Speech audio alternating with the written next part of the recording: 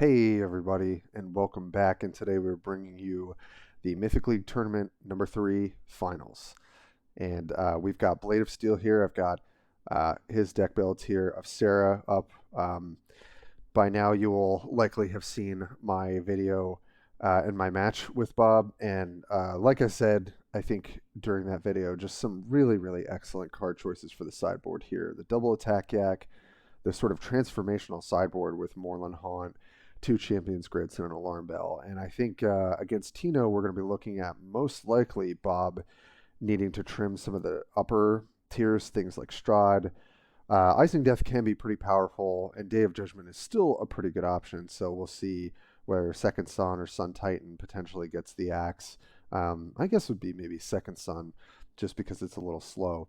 But I'll be really interested to see how this best of 3 goes. I would probably give it to Bob for game 1. And then I think games 2 and 3, it should be a bit closer. And I say that because I think Tino gets access to some really great things in his board.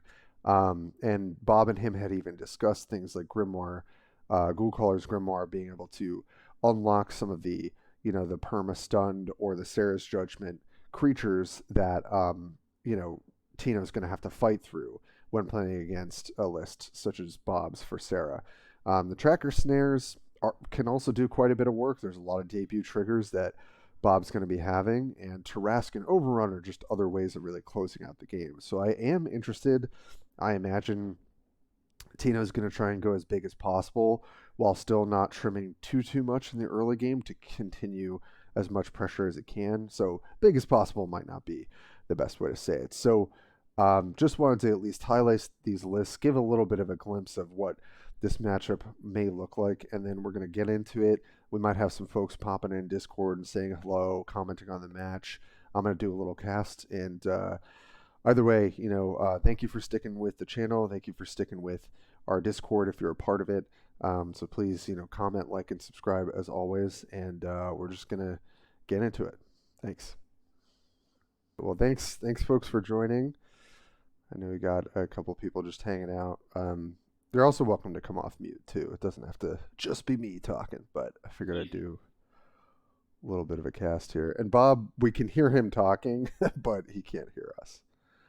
So. Oh, okay, yeah, I wasn't sure. I was also going to do a little bit of like a recording for myself as well. Oh, yeah, go for it, Roxora. Yeah, okay, cool. Feel free. Chilling. Yeah, pretty easy mulligan from Bob there, just to trim some of the stuff that's going to come down super late. And some nice early game cards for him to work with here. Okay, a little bit of information. So no 5-power creature in Tino's hand.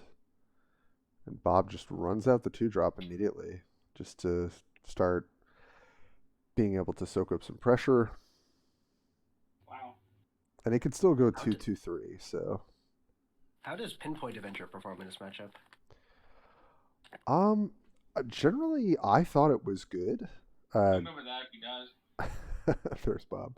I think unless Tino's specifically trying to play around it, it can be kind of annoying. Just because you are going to trade those stats early, and if Bob can set up some decent blocks here or there, he might be able to get a pretty nice pinpoint. But yeah, I don't think it's like overly strong, but I think it helps in some parts of the early game.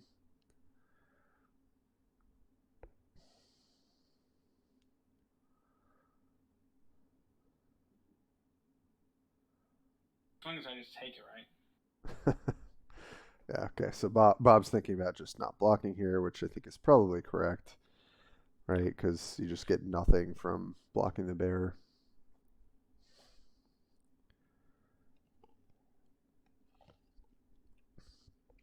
Yeah, pretty aggressive start.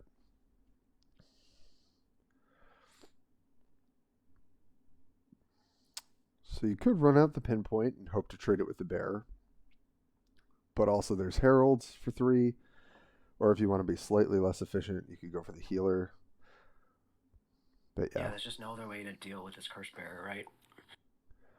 Yeah, I think this is good. At least it it does get the 1 damage on the bear, makes it so that the 2/1 can trade with it, even though BoB would take some damage.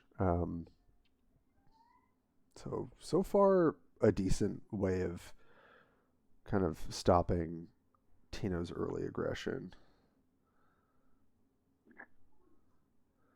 But if Tino has any way to interact with the Pinpoint Avenger here, that's going to be pretty obnoxious.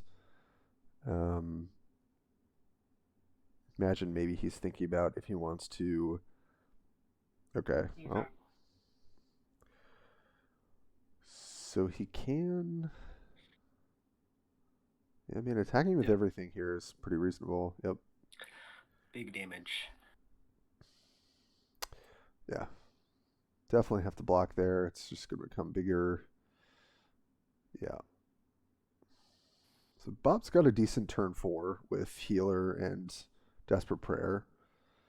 Immolating Glare's pretty nice.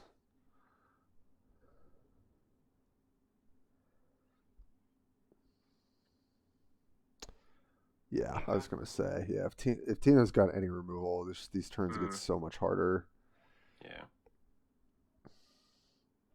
Like, probably if Tino draws at any point the 3-drop that lets you fight. Ooh. Okay. I mean, Shrine's not bad.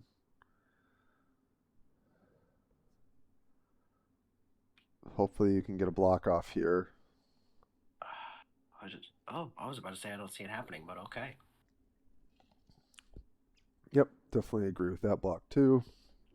I don't really want to have the second Sun's Dawn ripped out of your hand. Okay.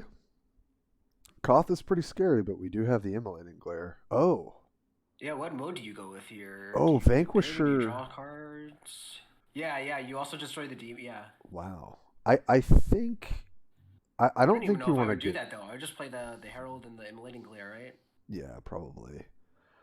I think you go for cards here. I don't think you want to get too greedy. The Angel less, right? Right, because of its debut effect, if I'm remembering. Yeah.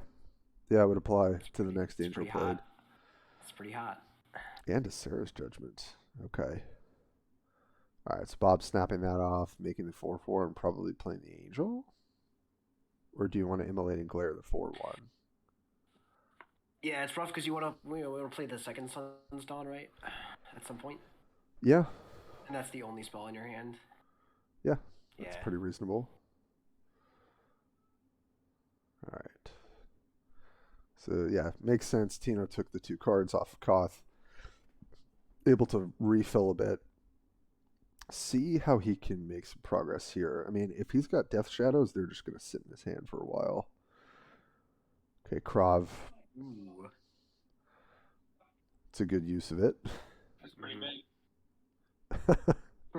BoB with that's pretty big, yeah, and it gets the That's bonus. Also targetable by the Angel, though, right? Werewolf, zombie, and vampire. Oh, werewolf, zombie, vampire. Oh, never mind. Okay, we were wrong. That is rough. But you've got Icing Death next turn, unless you get screwed by your land.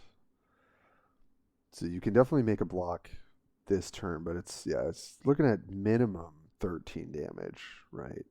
Pre-combat. Axe plus the 12 on the board. Oh god, and even if you play, I'm thinking of like Cursed Veil Predator here. Ugh. Like, you're just screwed. Yeah, I think the Angel makes sense. This makes it better, yeah, I guess. You just try and soak up, but yeah. It's going to be hard. I mean, if Tino has a way to interact here, it's definitely a lot of damage coming down, but maybe can stabilize with Icing Death.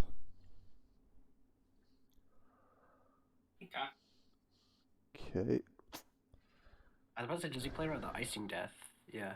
This is 14, so taking 10, going to 2. Yep, and I think Tino knows what that is, so don't imagine he's going to play anything that gets Icing Death tier. Well, the thing is, when I played this matchup, I also read stuff like that, potentially as like a Day of Judgment, but yeah. Mm-hmm. Does Tino have Wormswake in his list? I don't think so, right? So, yeah, okay. All right, I mean, This has the potential to stabilize, yeah. Yeah, yeah. Icing Death is a pretty obnoxious card to deal with. Okay. Tino's potentially able to go wide here. Oh, okay. Good See- gain back some life here. Yep. I guess you're definitely minimum probably playing Watchwolf as a blocker. Oh, I was about to say like a Sanguine Bond into like Desperate Prayer might have done something. Ugh. Wow. That would have been lethal. Yeah. Not lethal. Sorry, not lethal. It would have been close. Yeah. One off, and then you'd have the That's Second Sun. huge. I mean, now you can think about Second Sun potentially, but it's probably safer just to go maybe Watchwolf and Herald. Save the Pinpoint. Yeah, I think you just play defensively here because next turn you can Sanguine Bond Second Sun with the Icing Death, and that's lethal. Yep. That should, yeah, because that's 13, right? So 6. if he's able to survive and he doesn't kill the dragon, yeah. Wow, the Desperate Prayer on Strahd. that's pretty wild.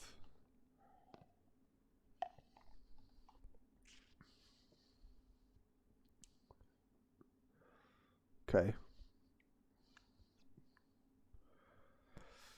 Oh no! Oh boy! Oh, what a good play!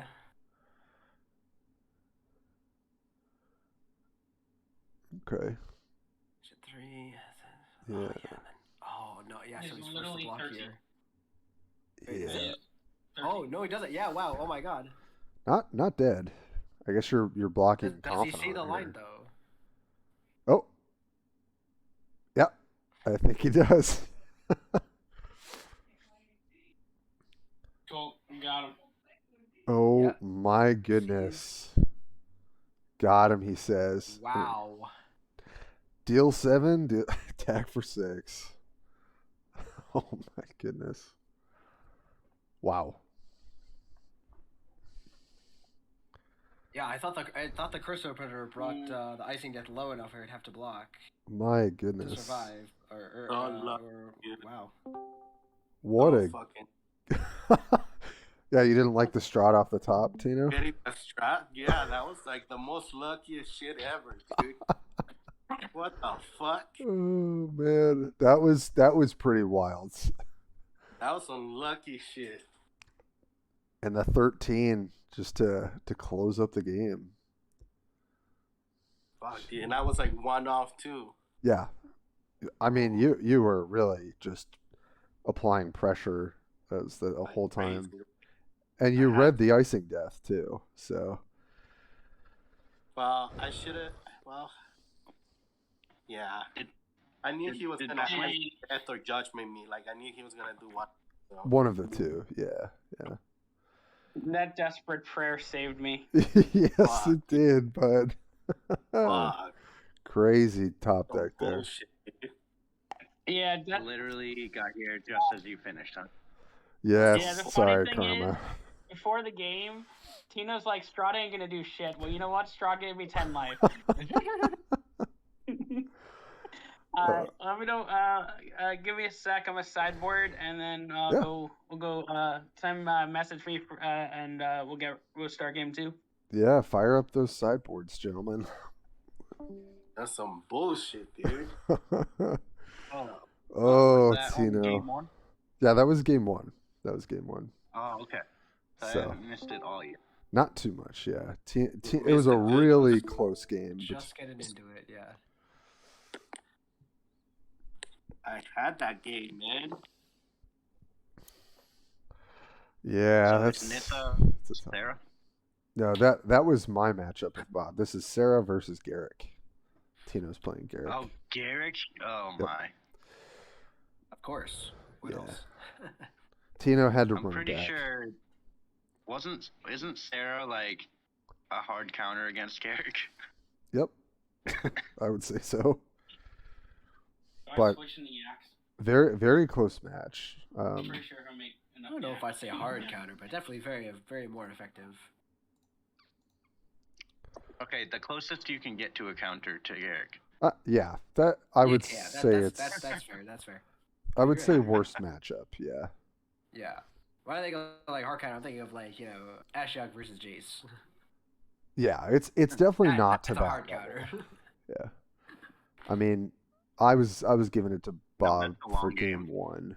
Game 2 and 3 will be interesting because I think both get access to kind of a bit of a transformational sideboard for the matchup.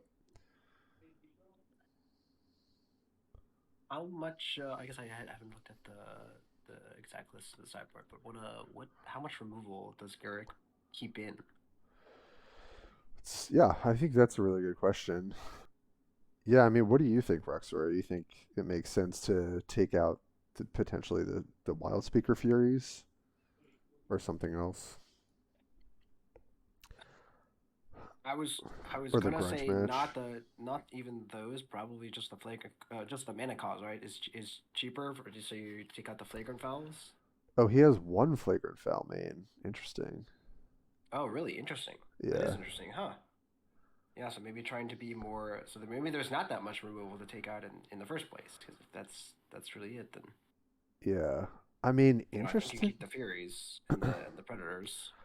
I almost wonder if you cut the Death Shadow, actually. Yeah, that's another Right? consideration as well. But then are you too light on threats? Potentially. Can you hear me? Yeah, Yep, we can hear you. Hello? Oh, hey.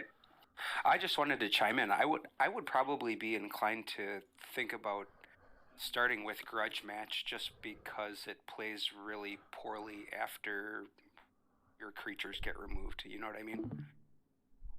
Yeah, the only thing that makes me like Grudge Match is how cheap it is. Yeah, I think that's what I'm saying is like But- Flagrant Foul is like the first thing that I would look to take out, whereas Grudge Match you kind of are just by default they're gonna have larger creatures most of the time. I would say you're probably right on the Death Shadows, unless you actually include Abby in the sideboard, and I don't think he has that. I just don't know. I also just don't know what was in their sideboard. I took a look at the main decks, but I didn't look at the sideboards too close. So I don't even know what they would put in. Yeah, so much less take from Tino's side, Ghoulcaller's Grimoire gives you a lot of ability to beat Serra's Judgment and the permanent stun card. So that and also just get you value in the late game. It's hard to say though because part of your power against Serra is just being aggressive, I think. There's a Trask in the sideboard? Oh yeah. Yeah. That's gonna be crazy. Yeah, that was something Tino and BoB had talked about in this specific matchup. Ooh, Lavinia is a nice one to have in your opener.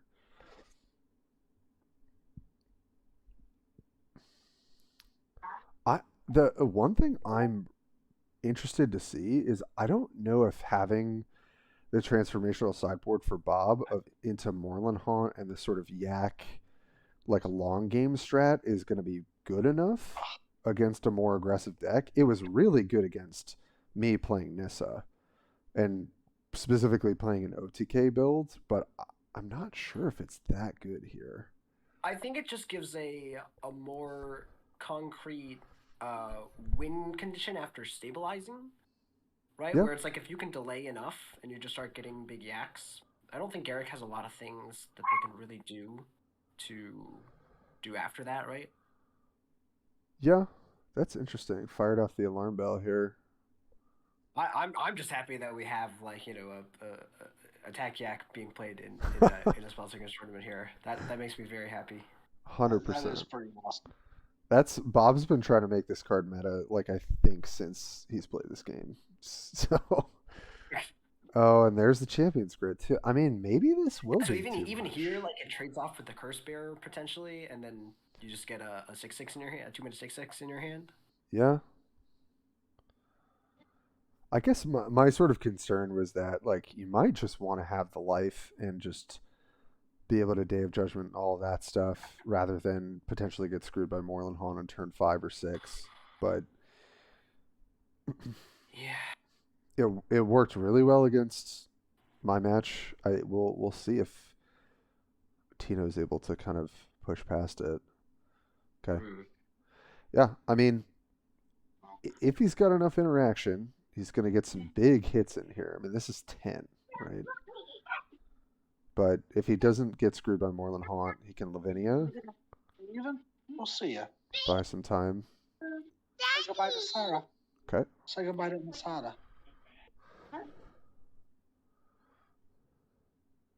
Yeah. I think you probably have to play Lavinia, right? It's a 2-for-1. Or I guess you could go. I'm like trying to like see if you like. You could go Glare plus Yak. Immolating Glare, yeah, but even that, yeah, I think Lavinia is the safe play. Lavinia is going to buy him 2 turns. Yeah. Because worst case scenario, removal on Lavinia. You smack for 5. You're definitely not dead. Yeah, but then you would, yeah, I mean it's living here, but then you would have taken Yeah. more damage, and then you have two potential lethal threats or something like that. I think you're pretty happy to block here. You've got potentially 6 mana next turn. That's not good. Another interesting sideboard card. That's in his main, the Flagellant. Yeah. He's main board. Yeah. He's main Those board. are main. That is crazy. Okay, well, there's a Yak for 1 and a Serra's Judgment. Yeah, get your 4 in. The fact that thing comes back as a 5/6 is just ridiculous. So you could go Yak for 1. Okay, so he's going to go the 2 mana Yak, Immolating Glare to 7/7 Yak. Not bad. Yeah, the Flagellants I think is a really interesting adaptation to the deck, and honestly, I would not have thought about it. Addition. It is a great addition. You'll love to see it. The fact, like, there's so much that you can do with that too. Yeah. Because you can just axe that thing to kill it, so you can get like a free Wild Speakers. Yep. Like, there's just a lot of interaction with that card. Free death trigger for your bear, even. Yes. Yeah. Yeah. Right. Cool. And it's just a big power body that you get twice, which does seem like a really nice piece of advantage. Yeah. Okay, so playing around the Immolating Glare, definitely wise. Man, if this hits Flagellant, that's pretty tough for... Okay. Think you prefer it to be like that?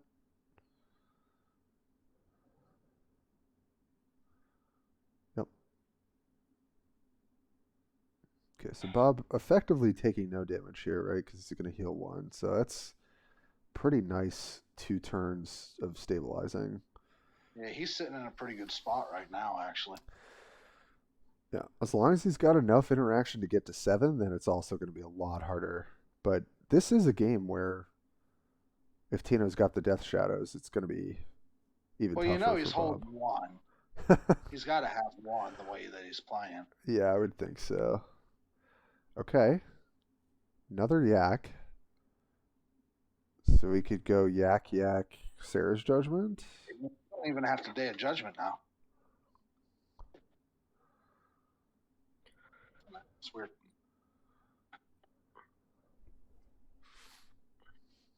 So probably taking 7 if you've got the shadows in your hand. And these 2 Yaks are lethal. They have flying, yeah. I mean, so this is flying. But you have to block stuff. Yeah, so That's hit, okay. hit the He's got him bear. at 4. And then he's got more.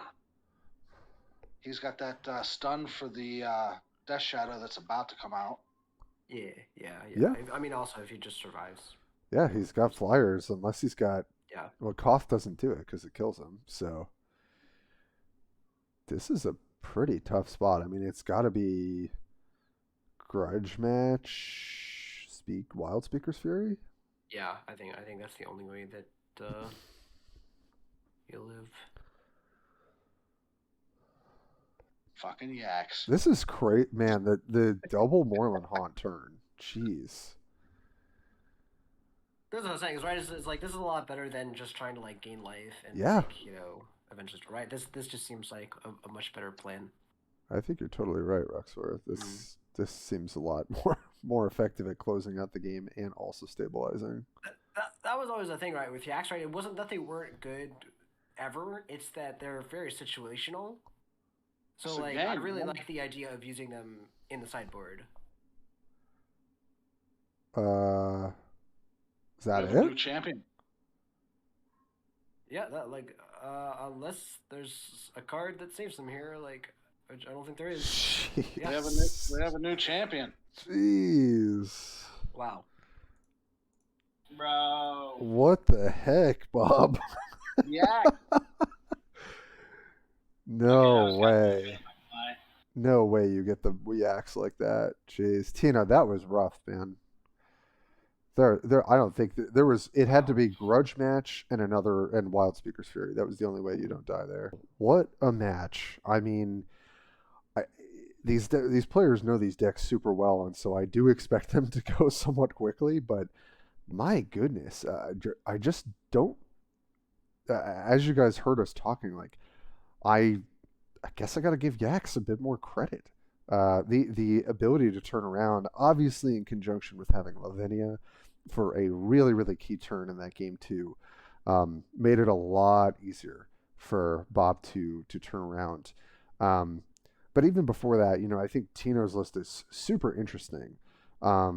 Just even like having the one Flagrant Fell in the main board, the double Cruel Flagellant. I honestly can't believe that it took us this long to even think about having that card in the deck. But it makes a ton of sense, right? You're paying for the upfront trample body. It's coming back. It's getting bigger. You don't really care about blocking. It seems like such a great card to be running as I think a lot of the metagame has revolved more around mid-range builds because of Garruk. Seems like a really great card for the mid-range build. I mean, I remember when Tino was on Traveler's Supplies, right? And like buffing up stuff like that. But I think the way that he's tuned this deck, and I love the sideboard too. He did say that he didn't board in the tracker snares and, kind of regretted that. It's tough. The trick with sideboarding is you want to feel pretty confident about like, okay, in this matchup, I side out this for this. And sometimes you really don't know. Sometimes you're like, well, do I really want a 1-mana card that draws me a card and stops a debut trigger? Or do I want a cheap creature? So I think all he really could have considered there, right, was like, maybe I trim my Death Shadows because I can't deal that much damage to myself and Serra's not really going to pressure me until I'm dead. But that's not even maybe true because of the transformational sideboard that Bob has with the Moreland Haunt. So I just wanted to at least pull up the deck list again with their sideboards because I think that there was some really, really interesting stuff, especially obviously from Bob's perspective, looking at his sideboard again. We'll just pull that up for you guys. Takiax, Moreland Haunt, Champion's Grit, the Alarm Bell for even more ability to snatch those Yaks. And as you saw, like you get to block early, they come back and sometimes your land triggers a lot. I mean, it's not going to happen in every game, right? It happened pretty frequently. One of the games that Bob and I played, it happened in that second game, but it also was still really tight. I really was questioning, are the X going to be enough, especially because Moreland Haunt could trigger on turn. I think it's either the same turn or a turn earlier than the healing land, and like which one is actually better. But I think Roxora made the right call, and I think that it's really, really powerful what this deck can do with the transformational sideboard. And who knows? Maybe now it's got me thinking, does Serra actually just want to run this card? Does Serra want to be having like essentially an alternate way of winning on top of all the value that you already get? So I really just hats off to both. Obviously, like it's tough to lose the way that Tino did those two games. But hats off for him for just playing through and trying to figure it out. I know that last turn in the second game, you're just kind of looking at it, you're like, unless they've got 2 removal spells, like I can't win. And then game 1, the Desperate Prayer for the Strahd was obviously just the difference maker in that game 1. So, huge shout out to Bob and congrats to you for being our first person to win the Mythic League besides Tino. It's been Tino for 2 in a row. So, having number 3 be someone different is obviously, a bit interesting. The underdog, if you will. But I think in this matchup, I think Bob was very advantaged. I would say classically, as we were discussing, it's probably the worst matchup for Garruk. And I think Bob found a way to make it even more difficult for Garruk, even with some of the tweaks that Tino had made. So I thank you all for sticking with the video, sticking with the channel, supporting the community if you were able to view the game live. If not, we've got it for you here.